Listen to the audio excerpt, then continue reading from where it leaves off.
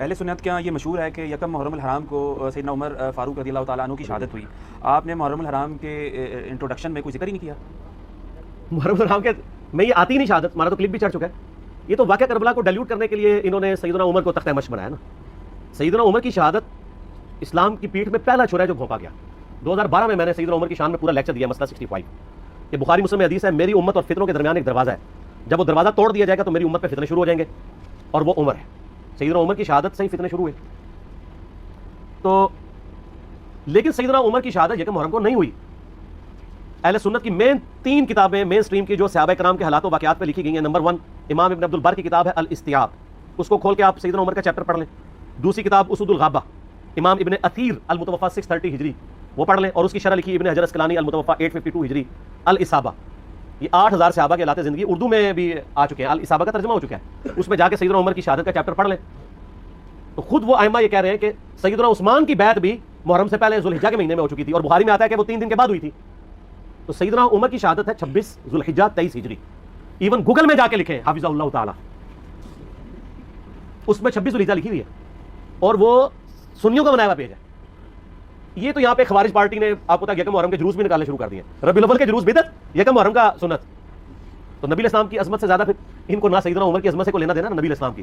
ان کا مسئلہ وہی ٹسل ہے، چندے، سنی شیعہ کنفلکٹ، فرقہ واریت، یہ ہے ان کا مقصد. ان کو کوئی نہیں. تو یہ بالکل کوئی ثابت نہیں ہے. ذوالحجہ کے آخری ہفتے میں سیدنا عمر کی شہادت ہوئی ہے، اور الحمدللہ ہم نے اس کے اوپر کلپ بھی اپلوڈ کر دیا تھا. سیدنا عمر کی شان میں بھی کلپ اپلوڈ کیے، میں فیس بک پہ بھی ان دنوں میں دوبارہ اس کو رپیٹ کیا، وہ آپ دیکھ لیجیے. ٹھیک ہوگا. اگلا سوال یہ ہے کہ محرم الحرام میں اہل تشیع کی جانب سے ماتم، جھولے، تابوت اور اس طرح کے جو افعال کیے جاتے ہیں، کیا یہ شرعی طور پہ درست ہیں؟ کوئی شریعت سے اس کا تعلق نہیں، سب کی سب بدعات ہے. دین کے اندر ایگزیجریشن کی گئی ہے، اور اس سے بھی آگے بڑھ چکے ہیں. آپ تو زنجیر زنی اور چھریاں مارنے تک بات آ چکی ہے. حالانکہ مفتی اعظم جو ہے ایران کے خامنائی صاحب، ان کا فتویٰ ہے کہ یہ حرام ہے چھری مارنا اپنے آپ کو. لیکن آپ کو پتہ ہے انڈیا پاکستان بنگلہ دیش میں جو شیعہ، یہ تو شیعہ ہے ہی نہیں ہے، یہ تو ذاکرین کے فالورز ہیں. کوئی علمی شغف ان کا ہے نہیں ہے. انہوں نے رسومات کا نام جو ہے وہ اہل بیت اور مکتب اہل بیت اپنے آپ کو کہہ رہے ہیں. مولانا اسحاق صاحب رحمہ اللہ تعالیٰ جن کی بڑی ایکسپرٹیز تھی اس فیلڈ میں، انہوں نے باقاعدہ شیعہ کی فقہ کی کتابوں سے بتایا کہ ماتم کرنا حرام ہے. وہ آج کے علماء کی لکھی نہیں، پرانی ہے. یہ بدعات ہیں جو انہوں نے داخل کی ہیں، جیسا کہ کئی بدعات اہل سنت کے یہاں بھی داخل ہو گئی. یکم محرم کا جلوس بھی تو بدعت ہے نا.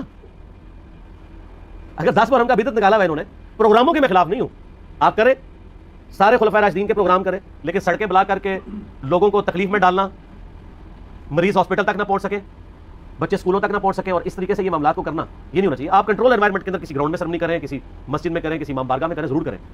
لیکن یہ جو باقی جو چیزیں، یہ جھولے اور ذوالجناح کے جلوس نکالنا، اور یہ پنجے اور اس کے نیچے سے گزرنا، اور پھر آج کل تو گھوڑوں کو دفنا بھی رہے ہیں، ٹھیک ہے. تو یہ سب کے سب بدعات ہیں دین میں داخل کی ہیں، اور اس کی وجہ سے شیعہ کی ان ایکٹیویٹیز نے یعنی مکتب اہل بیت کو نقصان پہنچایا. بجائے کہ ان کی تعلیمات کو سامنے لایا جاتا، ان لوگوں نے ان معاملات میں ڈالنا شروع کر دیا.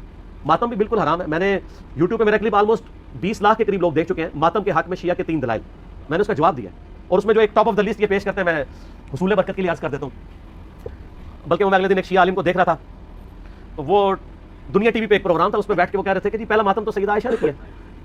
ٹھیک ہے جی، نام میں نہیں لیتا، آپ سب کو پتا ہے، کیونکہ نام والی پالیسی اب نہیں ہے. تو اب اس بیچارے کا بھی قصور نہیں ہے، اس نے اپنے بابوں سے ہی سنا ہوا ہے. اس نے مسند احمد خود کھول کے بھی نہیں کبھی دیکھی ہوگی، سنی نہیں کھولی بھی، تو اس بیچارے نے کہاں سے کھولنی ہے، جن کی اپنی کتاب ہے. ہم نے بہت پہلے ریکارڈنگ کرا دی کہ مسند احمد میں آگے الفاظ ہیں. سیدہ عائشہ کہتی ہیں، اتنا ایسا تو بخاری مسلم میں موجود ہے کہ نبی اسلام کی وفات میری گود میں ہوئی. تو سر اس سے سیدہ عائشہ کی یہ فضیلت تو ثابت ہوئی کہ اللہ تعالیٰ نے اپنے محبوب صلی اللہ علیہ وسلم کو سیدہ عائشہ کی گود میں وفات دی، تو یہ فضیلت بھی تو ثابت ہو رہی ہے نا. تو یہ بھی فضیلت پھر مانے نا. جیسا کہ اہل حدیث جب وہ موضوع پہ مسح، جرابوں کے مسح کی بات شروع کرتے ہیں تو کہتے ہیں وہ تو بخاری مسلم میں پگڑی پہ مسح کی بھی حدیث ہے. تو ہم کہتے ہیں صرف پگڑی کا مسح نہیں، پگڑی بھی تو ثابت ہو رہی ہے نا. اللہ ہوتے پگڑی پاؤ. تو شیعہ جب کہتے ہیں کہ سیدہ عائشہ کی گود میں نبی علیہ السلام کی وفات ہوئی، تو سیدہ عائشہ کی تو فضیلت ثابت ہو رہی ہے. پھر وہ بخاری میں واقعہ بھی ہے مسواک والا. تو مسند احمد میں آگے الفاظ ہے کہ سیدہ عائشہ کہتی ہے جب نبی علیہ السلام کی وفات ہوئی تو میں نے آپ کا سر تکیے پہ رکھا اور باقی عورتوں کے ساتھ مل کے میں نے اپنے چہرے کو پیٹنا شروع کر دیا. وہ کہتے ہیں دیکھیں جی ماتم کا آغاز تو وہیں سے ہوا ہے، لیکن اس کے آگے الفاظ ہے کہ یہ میری کم عمری اور نہ سمجھی کا نتیجہ تھا. تو اگر یہ انہوں نے ثواب سمجھ کے کیا ہوتا تو کہتی کہ یہ میری میچیورٹی اور ثواب کے حصول کا ذریعہ تھا. تو سیدہ عائشہ کا رجوع ثابت ہے. یہاں پہ بھی ایک دفعہ جن دنوں میں ہم مناظرے وغیرہ کر لیا کرتے تھے، یعنی آج سے 10 سال پہلے کی بات کروں، تو ایک شیعہ ذاکر آئے تو وہ بھی کتاب اٹھا کے اپنی لے آئے کہ جی یہ سیدہ عائشہ نے. میں نے کہا یار تمہیں بھی دھوکہ دیا گیا، ہم مسند احمد کھول کے آپ کو دکھاتے ہیں، یہ تو ہمارے حق میں دلیل ہے. تو یہ آدھی روایتیں بیان کرتے ہیں. تو سیدہ عائشہ کا کوئی ماتم ثابت نہیں. دوسری دلیل یہ وہ قرآن پاک سے لیتے ہیں کہ جب فرشتوں نے آ کے بشارت دی سیدنا ابراہیم کی جو پہلی بیوی تھی سارہ کہ ان کے ہاں بھی اب اولاد ہوگی، تو انہوں نے حیرانگی میں اپنا چہرہ پیٹا تھا. جیسے عورتیں کہتی ہائے اب بڑھاپے میں ایک 80-90 سال کی بڑھیا پریگنٹ ہو جائے تو وہ تو پریشانی ہوگی نا. یہ انہوں نے یہ تو نہیں تھا کہ ہر سال وہ چہرہ پیٹنا شروع کر دیتی، ایک واقعہ تھا اور اسے ماتم کا ثبوت نکال لیتے ہیں. کو بات دیکھا کریں، اس طرح چیزوں کا ثبوت نہیں نکلتا. اور تیسرا وہ کہتے ہیں ویسے کرنی نے دانت توڑ دیے تھے. دیکھیں اس میں تو میں نے اتنی بڑی ان کو پھکی دی ہے کہ وہ تو قیامت تک بھی ڈکار آتے رہیں گے اس کے. ہاں میں نے بتایا کہ بخاری مسلم دونوں میں موجود ہے کہ سہل ابن سعد السعدی رضی اللہ تعالیٰ عنہ کہتے ہیں کہ اللہ کی قسم میں جانتا ہوں کہ غزوہ احد کے موقع پہ جب نبی صلی اللہ علیہ وسلم کے دانت شہید ہوئے تھے اور آپ کا خون نہیں رک رہا تھا تو کس نے نبی علیہ السلام کے زخم کو دھویا تھا اور کس نے مرہم پٹی کی تھی. تو انہوں نے بتایا کہ ڈھال میں سیدنا علی جو ہے پانی لے کر آئے اور ڈھال کو الٹا کریں تو پیالہ بن جاتی ہے. تو سیدہ فاطمہ اس زخم کو دھوتی تھی اور جب خون نہیں رک رہا تھا تو سیدہ فاطمہ نے ایک کاٹن کا کپڑا جلا کے اس کی راکھ رکھی تو خون رک گیا. یہ سہل ابن سعد السعدی آل امیہ کے دور میں سیدنا علی کی فضیلت بیان کیا کرتے تھے بخاری مسلم میں قسمیں اٹھا اٹھا کے، کیونکہ حج کے موقع پہ لوگ ان کو آ کے ملتے تھے کہ اب چند ایک صحابہ زندہ رہ گئے ان میں سے ایک ہی ہیں، تو وہ پھر آل امیہ کے دور میں مولا علی کے فضائل بیان کرتے تھے. تو میں نے یہ پھکی دی ہے کہ جس شخصیت کے سامنے دانت شہید ہوئے ہیں اس نے تو اپنے دانت نہیں توڑے. زیادہ افیکٹ تو اس بندے پہ ہو جس نے اپنی آنکھوں کے سامنے مرہم پٹی کی، یعنی سیدنا علی اور سیدہ فاطمہ، انہوں نے دانت توڑے دونوں نے. کیا تو کیا ویسے کرنی کو آپ ان سے بڑا عاشق رسول کہیں گے؟ تو اپنے ایمان کی فکر کریں. یہ تو ویسے کرنی اس تصور سے خود بھی کانپ اٹھیں گے. المستدرک الحاکم میں موجود ہے کہ سیدنا ویسے کرنی رحمہ اللہ تعالی جنگ صفین کے موقع پر مولا علی کے پاس آئے، ان کے ہاتھوں پہ بیعت کی اور معاویہ بن ابی سفیان کے خلاف لڑتے ہوئے شہید ہوئے ہیں مولا علی کی طرف سے. یہ المستدرک الحاکم میں موجود ہے. تو جو شخص خود علی کا مرید ہے اس کو آپ جو ہے علی سے بڑا عاشق رسول ثابت کریں گے؟ جعلی واقعات ہے. صوفیاء نے پھیلائے، شیعہ نے بھی ہاتھوں ہاتھ لے لیے. اس سے بڑی بات بھی کہنا شروع کر دیا کہ جناب کیلا ویسے کرنے کے لیے نازل ہوا ہے. اور ظالموں وہ کیلے کا ذکر قرآن میں موجود ہے. کیلا پہلے ہے اللہ جو بندے ہو گپے مشہور کی ہوئی ہیں. اور لوگ آج کل وہ کہتے ہیں دانتوں میں درد ہو تو آپ ویسے کرنی کہ 2 نفل پڑھ لیں، یہ کر لیں. سر دانتوں میں درد ہو تو کسی ڈینٹسٹ کے پاس جائیں. ہو سکتا ہے اندر سے کوئی ہاڑ کھائی گئی ہو، آپ کی کوئی کیڑا لگ گیا ہو، کوئی صفائی کروائیں، کوئی اس کی آپ روٹ کنال کرنی ہو سکتا ہے اس کی کیپنگ ہو. ٹھیک ہے، یہ اس طرح کی کہانیاں نہ کرایا کریں. ہاں مسواک بھی کریں، وہ تو کرنی چاہیے جی، اس کی تو تاکید ہے. تو برش بھی کرنا چاہیے. ٹھیک ہو گیا، صحیح ہے جی. اسے یہ پوچھنا تھا کہ ویسے کرنے کی سنت پہ عمل کرتے ہوئے دانت بھی موجود ہیں، کیلے بھی موجود ہیں. ہاں جی کیا مطلب؟ اگر ویسے کرنے کی سنت پہ عمل کیا جائے ہاں پاسبل ہے. ہاں بالکل صحیح بات ہے. یہ مشورہ دے رہے ہیں کہ جو ویسے کرنے کی دلیل لیتے ہیں وہ ان کے دانت توڑے، اپنے کیلے ان کے لیے موجود ہیں. بالکل ایک شیعہ بھائی ہیں نادر زبیری نام کے، revivalislam.com کی ویب سائٹ ہے، انہوں نے اس پہ پورا آرٹیکل دیا ہے جس میں انہوں نے ثابت کیا کہ شیعوں کے پاس کچھ بھی اس معاملے میں سارا صوفیوں سے لیا. ہاں لیکن شیعہ اس کو مانتے نہیں ہے نا، اس لیے ان کا حوالہ کوٹ نہیں کر سکتے. نادر کو وہ کوٹ ہی نہیں کریں گے. جس طرح ڈکو صاحب کا ہم حوالہ دیں وہ کہتے ہیں ڈکو تو بھابی ہے، وہ کہتے ہیں بھابی شیعہ ہے. تو شیعہ کو وہی حوالہ دینا ہوگا جس کو وہ اون کرتے ہو. جس طرح میں نے خامنائی صاحب کا کیا، ان کو وہ اون کرتے ہیں نا. اس طرح کا تو جو بھی بات کرے گا اس کو تو نکال کے پرے مارتے ہیں. جیسے اب اہل حدیث کو مولانا اسحاق صاحب کا حوالہ تو نہیں دیا جا سکتا، کیسے دیں؟ ٹھیک ہے، وہ انہوں نے نکال لیا ہوا ہے. ٹھیک ہو گیا.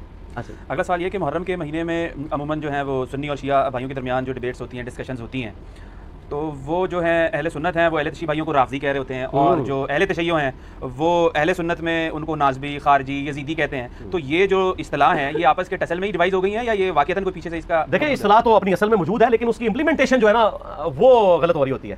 اپنے مقاصد کے لیے، پیٹ کے لیے ہو رہا ہے سب کچھ. ناسبیت کی اصطلاح شروع سے موجود ہے، رافضیت کی شروع سے موجود ہے. نسب عربی زبان میں کہتے ہیں کھڑا کرنے کو. ناسبی وہ لوگ ہیں جو سیدنا علی کے مخالفین تھے، ٹاپ آف دا لسٹ اس میں خوارج تھے جو بغض رکھنے والے تھے. یا اہل صفین، اہل جمل کو میں نہیں کہتا کیونکہ اہل جمل تو بیک فوٹ پہ چلے گئے تھے. اور دوسری طرف ناسبی کے اگینسٹ جو ٹرم یوز ہوتی ہے وہ رافضی ہیں جو سیدنا علی کی شان میں غلو کرتے ہیں. ظاہر ہے سر جب آپ 60 سال تک ممبروں کے اوپر سیدنا علی پہ لعنت کروائیں گے تو دوسری طرف سے بھی ریونج آئے گا. وہ حضرت علی کو بڑھائیں گے اور پھر وہ ہر اس بندے کو رگڑے میں لے آئیں گے جس سے آپ محبت کریں گے. جیسا کہ غلام قادیانی دجال کرتا تھا، جس سے اس کی لڑائی ہوتی تھی نا اس کے بزرگ کو گالیاں دیتا تھا چاہے وہ اس کا اپنا بزرگ بھی ہو. یعنی مجھے بتائیں اگر ہمارا عیسائیوں سے دشمنی ہوگی تو کیا حضرت عیسیٰ کی توہین شروع کر دیں گے؟ لیکن قادیانی چونکہ اس کا ذہنی توازن ٹھیک نہیں تھا وہ یہی کام کرتا تھا. میں نے پچھلے دنوں میرا جو کلپ چڑھا ہے غلام احمد قادیانی یزیدی، اس میں نے حسین ابن علی کی جو اس نے گستاخیاں کی ہیں وہ دکھائی ہیں. وہ یہی کو بتایا کہ وہ حسین علیہ السلام کی اس لیے توہین کرتا ہے کہ آپ کو پتا ہے کہ قادیانیت کے سب سے زیادہ افیکٹو جو مکتبہ فکر ہے نا مسلمانوں میں وہ شیعہ ہیں، کیونکہ اس نے مہدی ہونے کا بھی دعویٰ کیا تھا تو کئی شیعہ بھی ساتھ لگ گئے تھے. اور دوسرے نمبر پہ عیسائی ہے کیونکہ اس نے مسیح موعود ہونے کا دعویٰ کیا تھا. تو اس لیے وہ حضرت عیسیٰ کی بھی توہین کرتا ہے اور حضرت حسین کی بھی. کیوں؟ کاؤنٹر نیریٹو قادیانیت کے خلاف جب کھڑا ہوا ہے نا تو شیعہ نے اور عیسائیوں نے زیادہ مخالفت کی کیونکہ ان کی پبلک جاری تھی. تو انہوں نے کہا اچھا ابن مولویوں کو نیچے کرنے کا طریقہ ہے کہ حضرت حسین کو نعوذ باللہ وہ الفاظ استعمال کرو جو میں نے ویڈیو میں ریکارڈ کرا کے ایچ ڈی کیمرے میں دکھا دیے. عقل مندوں کے لیے سب دکھانا ہی ہوتا ہے، بس ایک دفعہ دیکھ لیا، خود فیصلہ کر لیں کانٹیکٹ کے ساتھ ہے. تو یہاں پہ بھی یہی ہوتا ہے کہ وہ نام رکھے میں. اس کی اثر وہ حدیث ہے جو فضائل صحابہ میں 2 اوپر تلے روایتیں ہیں کہ سیدنا علی سے موقوفاً روایت ہے کہ میری وجہ سے دو فرقے گمراہ ہوں گے، ایک میری محبت میں غلوف کر کے اور ایک میری دشمنی میں، اور میری وجہ سے دو فرقے دوزخ میں جائیں گے، ایک میری محبت میں غلوف کر کے ایک میری دشمنی میں. اس میں مرفوع حدیث بھی ہے سنن طبرانی میں، لیکن وہ ضعیف ہے، لیکن یہ موقوفاً روایتیں صحیح ہیں اور ظاہر نبی اسلام کے بتانے پہ ہی معمول ہے. تو سیدنا علی کی محبت میں غلوف کرنے والے رافضی اور ان سے دشمنی میں غلوف کرنے والے ناصبی. یہ حقیقت ہے کہ ناصبیوں کی اکثریت اہل سنت میں ہے اور رافضیوں کی اکثریت اہل تشیع میں ہے. یہ تو آؤٹ آف کوسچن ہے، اس میں کوئی شک نہیں ہے. باقی ایک خالی نام رکھنے کے لیے آپ کسی کو کہہ دیں، نجدی کہہ دیں، وہابی کہہ دیں، بدعتی کہہ دیں، ٹھیک ہے جی، بد مذہب کہہ دیں، رافضی کہہ دیں، ناصبی کہہ دیں، یزیدی، وہ ایک علیحدہ بات ہے. لیکن حقیقت یہ ہے کہ جہاں پہ موجود ہے ان کو اپنی اصلاح کرنی چاہیے. سنیوں کا کام ہے کہ ایک ٹکٹ میں دو مزے نہ کریں، اپنے اندر جو ناصبی ہیں ان کو جوتے مار کے باہر نکالیں، اعلان برات کریں. ہمارے جیل میں بہت بڑا ناصبی تھا فیض عالم صدیقی، قتل ہو گیا تھا، 80s کی بات ہے. آج تک اہل حدیث اس کو ڈس آن بھی کرتے ہیں، اس کے مضامین بھی چھاپتے ہیں، اور وہ مضامین بھی وہ جو اہل بیت کے خلاف لکھے ہوئے ہیں. تو ایک ٹکٹ میں دو مزے تو نہیں ہوتے. دوسری طرف شیعہ ہیں اور ان کے اندر جو رافضی خبیث گھسے ہوئے ہیں، جو کہ شیخین کے اوپر تبرہ کرتے ہیں، روڈ لینگویج استعمال کرتے ہیں، وہ ان کو اس طریقے سے کنڈیم کرنے کے لیے بھی تیار نہیں ہوتے ہیں. ایک ٹکٹ میں دو مزے کر رہے ہوتے ہیں. اب تھوڑی چینج آئی ہے، لوگ کرنا شروع ہیں، لیکن یہ دراڑیں اسی وقت فیل ہوں گی جب شیعہ رافضیوں کی صفائی کریں اپنی صفوں سے اور سنی ناصبیوں کی صفائی کریں. صرف کہہ لینے سے کافی نہیں ہے کام کہ نہیں جی ہمارا تو کام تھا، ہم نے بس کہہ دیا. ان کو فرنٹ سے لیڈ کر کے روکے. اس کی میں آپ کو مثال دیتا ہوں.